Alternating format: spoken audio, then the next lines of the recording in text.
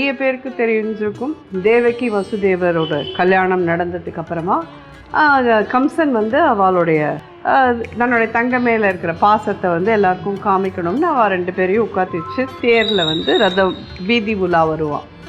அப்போ அசரீரியாக அவனுக்கு ஒரு இதுக்கு தேவகிக்கு பிறக்க போகிற 8வது குழந்தை தான் ஒன்று வதம் பண்ண போகிறது அப்படின்னு சொல்லிட்டு. ஸோ உடனே வந்து அவன் டென்ஷன் ஆகிடுவான், அவளை வெட்டுறதுக்கு போவான். அப்போது வசுதேவர் சொல்வர், 8வது குழந்தை தானே உன்னை கொல்ல போகிறது, ஸோ நான் 7 குழந்தையும் உன்கிட்டயே ஒப்படைச்சிடுறேன், நீ எங்கள் 2 பேரையும் எதுவும் பண்ணாத அப்படின்னு சொல்லிட்டு கேட்டுப்பார். அவர் கேட்டுன்றது வந்து ரொம்ப நியாயமாகப்படும். ஆனால் இவன் 2 பேரையும் எடுத்துன்னு போய் ஜெயிலில் அடைச்சிடுவான்.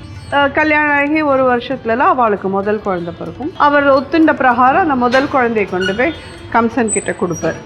குழந்தைய பார்த்த கையோடு அவனுக்கு அப்படியே பாசம், என்ன இருந்தாலும் தாய்மாமா இல்லையா, பாசம் மிகுதியில் அந்த குழந்தை இவ்வளோ அழகாக இருக்கே, சரி 8வது குழந்தை தானே என்னை கொல்ல போகிறது, இந்த குழந்தைய நீங்களே வச்சுக்கோங்க அப்படின்னு சொல்லி கொடுப்போம். அந்த இதில் நாரதர் அங்கேருந்து வந்து, நீ வந்து 8வது குழந்தை தான் உன்னை கொல்ல போகிறதுன்னு நீ நினச்சிட்டு இருக்க, அதனால உனக்கு இந்த மாதிரி தெரிஞ்சுடுத்தேன்னு சொல்லிட்டு அந்த குழந்தை 2வதாவோ இல்லை 4வதாவோ இல்லை 5வதாவோ பிறந்தா என்ன பண்ணுவேன், அதெல்லாம் விடாத, முடிச்சுது அப்படின்னு.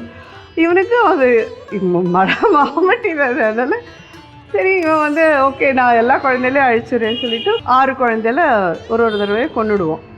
நந்தகோபருக்கு 2 ஒய்ஃப், இன்னொரு ஒய்ஃபோட கர்ப்பத்தில் கொண்டு போய் இந்த குழந்தையோட கர்ப்பத்தை வச்சுட்டு தேவகிக்கு 7வது குழந்தை கலைஞ்சு போயிடுது அப்படின்னு சொல்லுவோம். 8வது வந்து பகவானே தேவகிக்கு பிறக்கிற. இங்கே பார்த்தேன்னா யசோதா அம்மாவுக்கு ஒரு பெண் குழந்தை பிறந்திருக்கு. ஸோ கிருஷ்ணரே சொல்வர், என்னை கொண்டு போய் கோகுலத்தில் வச்சுட்டு நீ அங்கேருந்து அந்த குழந்தைய எடுத்துன்னு வந்துருங்கோ அப்படின்னு சொல்லிட்டு, சரி இன்னும் வசுதேவர் வந்து இந்த குழந்தைய எடுத்துன்னு போயிட்டு அங்கே வச்சுட்டு அந்த குழந்தைய அங்கேருந்து எடுத்துன்னு வருவேன்.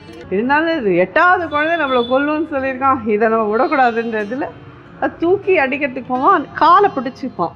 நீ அவனை ஒரு உத விடும், அந்த குழந்தை விட்டுட்டு மேலே போய் அஷ்டாதசபுஜ துர்கையாக மாறிட்டு, நீ என் காலை பிடிச்சிட்ட அதனால் உன்னை விட்டுடுறேன், ஆனால் உன்னை கொல்லக்கூடியவன் கோகுலத்தில் வளர்ந்துட்டுருக்கான்